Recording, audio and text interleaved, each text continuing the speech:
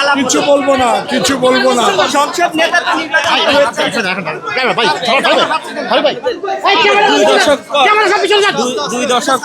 দুই দশক পর একটা এমনি শপথ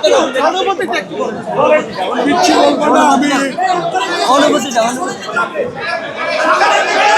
দেখছেন যে এই মুহূর্তে সংসদ ভবনের থেকে শপথ গ্রহণ শেষে বের হলেন বিএনপি নেতা জয়নাল আবেদিন। এই মুহূর্তে আপনাদের দেখানোর চেষ্টা করছি।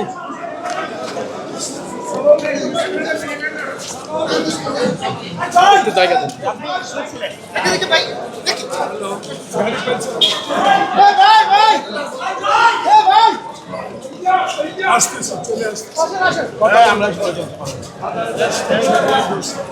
সানবিট সব দিবে সামাল।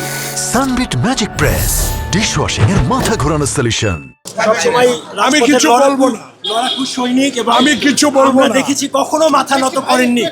একটু পরিবেশটা বলেন, খালি কেমনে কি হলো আমরা তো কিচ্ছু আমি জানি না। আজকে খুবই আপ্লুত। আমার নেতা তারেক রহমান বাংলাদেশের প্রধানমন্ত্রী হয়েছেন, এটাই আমাদের প্রাপ্য ছিল।